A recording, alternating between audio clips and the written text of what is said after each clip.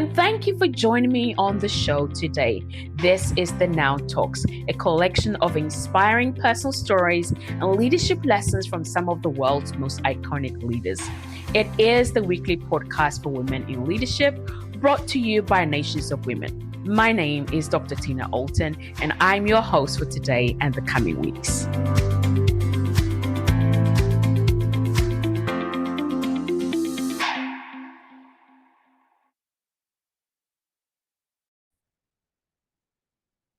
As we approach the end of the year, I think it's very important and quite agreeable for all of us to the simple fact that it is very crucial for us to take a moment to pause and to reflect.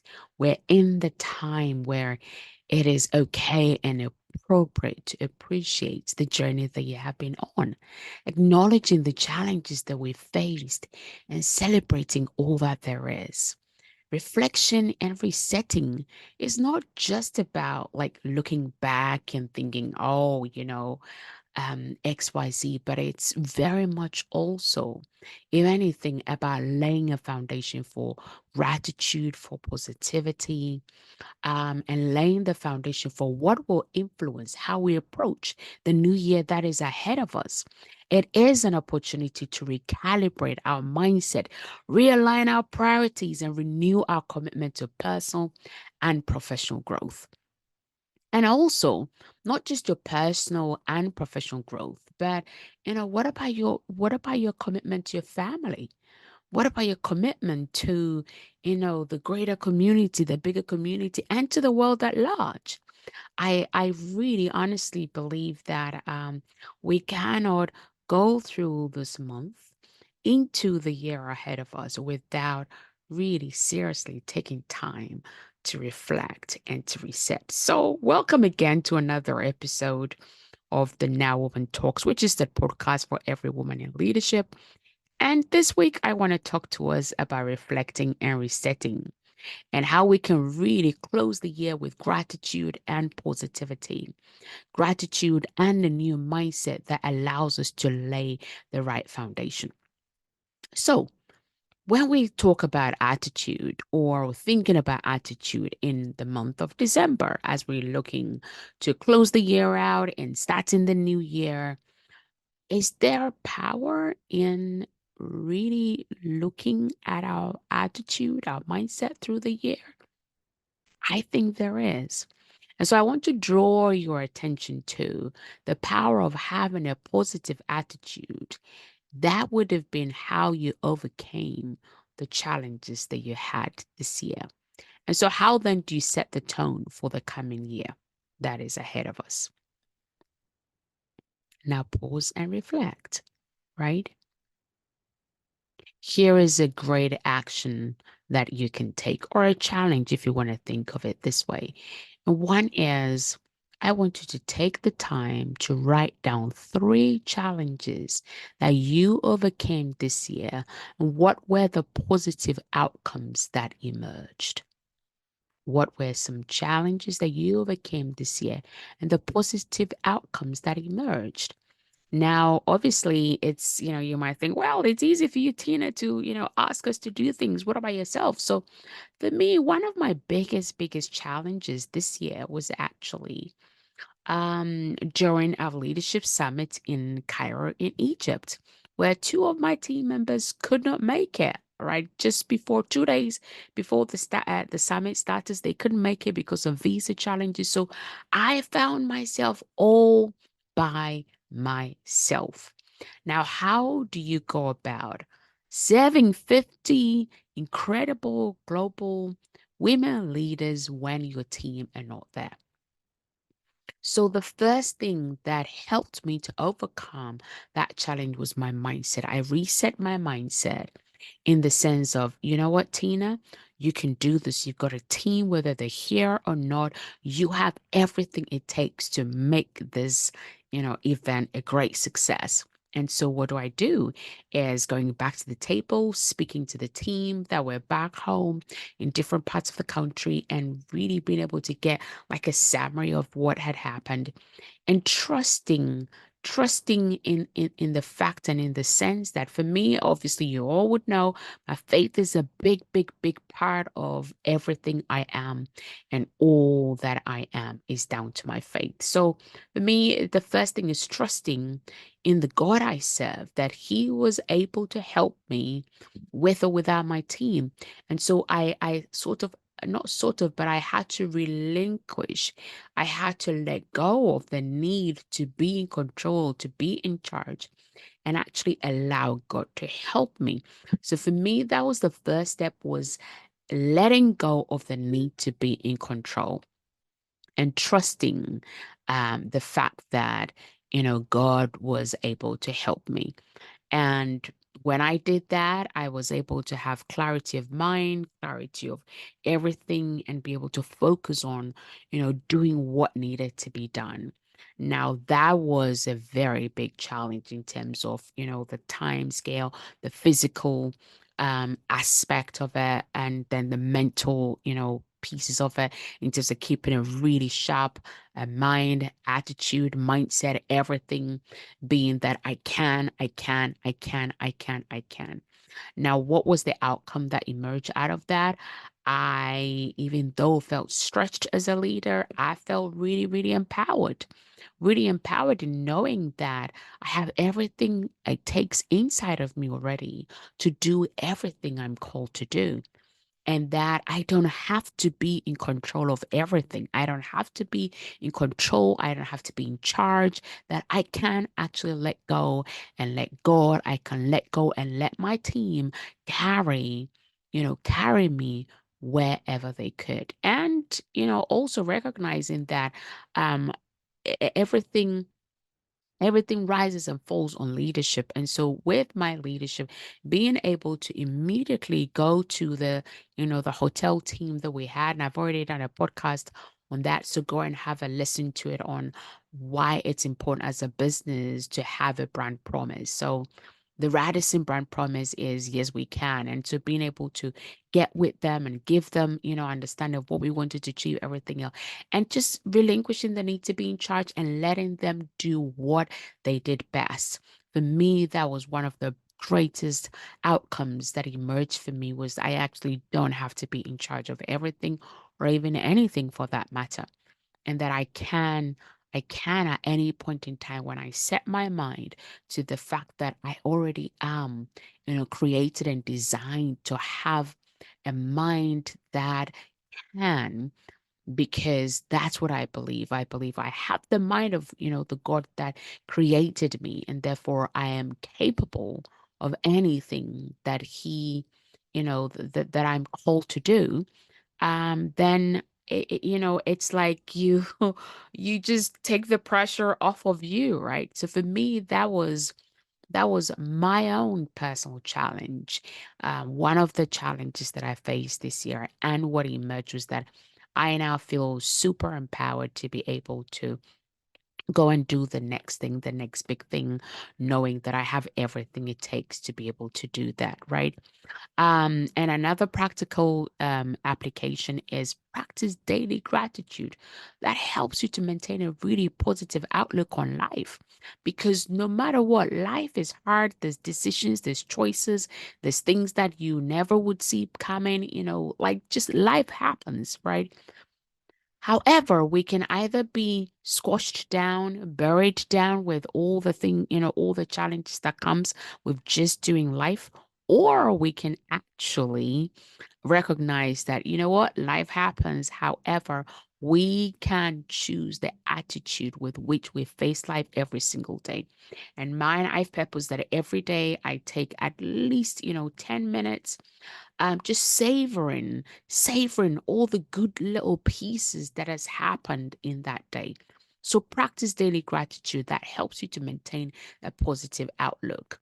No matter what has happened, the fact that there is still breath in your lungs, that, my dear friends, is a great, great gift. So I hope you will be able to use this in terms of looking at the attitude with which we lay the foundation for going into the new year that is ahead of us. Secondly, I want to emphasize on the importance of reflecting, taking time to pause and appreciating the journey you've been on in the sense of your time. How have you used your time? How have you used your time for yourself? How did you spend your time? How did you steward your time? We all have 24 hours in the day, right? Everybody has 24 hours. I don't know anyone who has 25 or 26 or 28. Although, sometimes you feel like, oh my gosh, that was a 28-hour day. However, the truth is we all have the same number of hours in the day. But why is it that some people accomplish more, achieve more than others? It comes down to how do we steward our time. So I wanted to really, as you're pausing and reflecting and resetting for the year ahead, look at how did you steward your time? Go through your year, January, February, March. What did you do? What took the biggest chunk of your time? And then look at it where these actually the things that took the biggest chunk of your time, were they actually the things that you set your heart on, right? Were they the right priorities? If not, then you need to really, really think long and hard about the year ahead and how you're going to steward your time, right? So adequate a quiet hour, 1 hour is okay to do a personal reflection on, the year that we've just come through. What lessons did you learn? How did you grow? How did you steward your time? And a great way to do that again is journaling. So maybe going into the new year, journaling can help you to capture how you're stewarding your time. Next one is priorities, right? Reevaluate your priorities for the year that is ahead, but also reevaluate your priorities for this current year that we're just about to finish. How does that set the stage for the year ahead? How does that set the stage?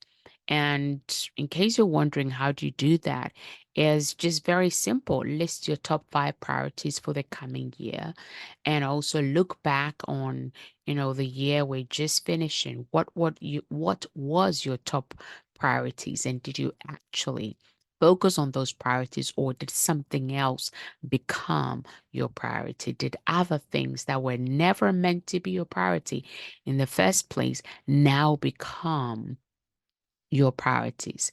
If so, then you've got to reevaluate that. And maybe you need to set boundaries. I don't know, but once you are able to reevaluate what your priorities are for the year ahead, your priorities for the current year that is ending, the current year ending, did you stick to the priorities or did they change? If they changed, did they change for good or what happened? And list those priorities. Like I said, prioritize what is going to be the important goals. Do they actually align with your values? Are they in alignment with how you're designed? Is that in alignment with your essence? Is that in alignment with how you want to grow? Right? That's great. Thoughts, food for thoughts. Number 4 is your passion, right? So how do you maintain a passion for your work? How do you maintain a passion for what you're called to do?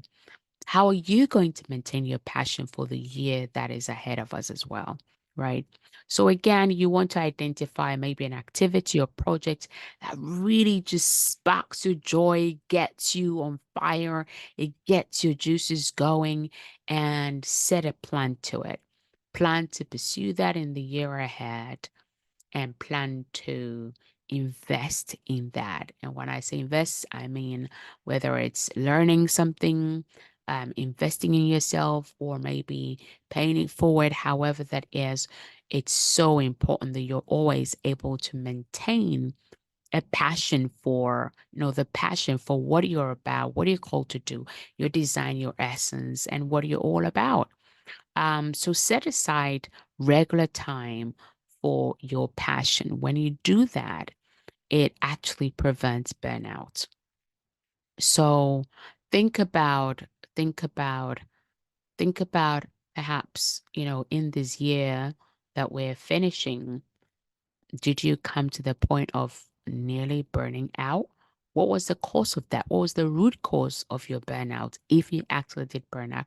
Or maybe you got to the brink of it and thought, oosh, and then you were able to kind of like rebalance yourself and get to the root cause of it. What caused the burnout or what prevented the burnout?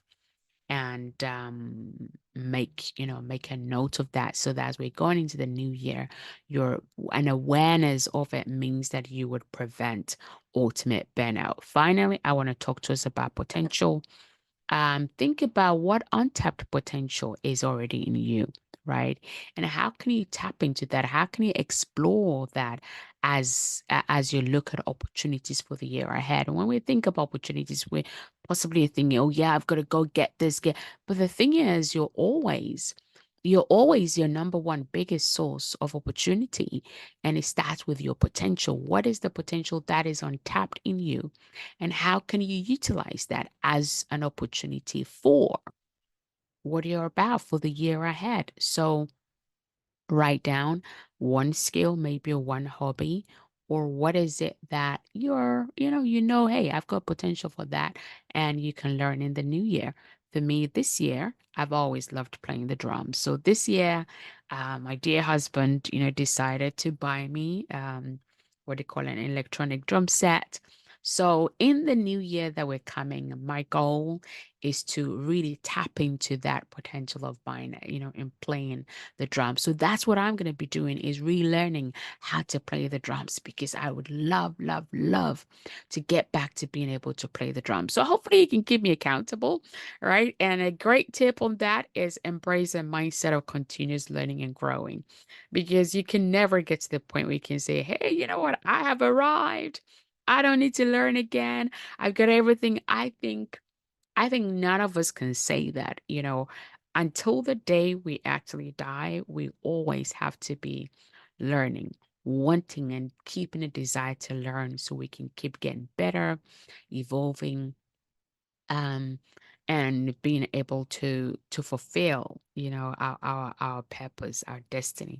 It does require some leveling up, and that leveling up, I know, always, requires that we learn something new, or we improve on what we already know. So anyway, I don't know about you, but I hope this has been valuable to you. I would love to hear from you. How are you going to maintain a great positive attitude in the new year, an attitude of gratitude? How are you going to steward your time? How are you going to use your time? And what are the priorities that are ahead of you, or how are you prioritizing? And how are you going to stay accountable to those priorities? Number four is passion. How are you going to keep your passion ignited, and how are you going to keep yourself fired up, right, in the zone, in your genius throughout the year ahead of us? How are you going to prevent burnout? And finally, your potential. Look for the untapped potentials in you. Tap into that. Let that help you to set the right foundation. And finally, as we close out this week, embrace, embrace, embrace, embrace. If there's one thing you do, that is to embrace a mindset that desires to continuously learn to grow. So that's it, my friend. Until I see you next week, where we're going to be discussing on how do we set the right intentions? How do we actually embrace the whole journey? Until then, I look forward to hearing your own stories, your examples, and how this year has been for you. So take care, and I'll see you again next week.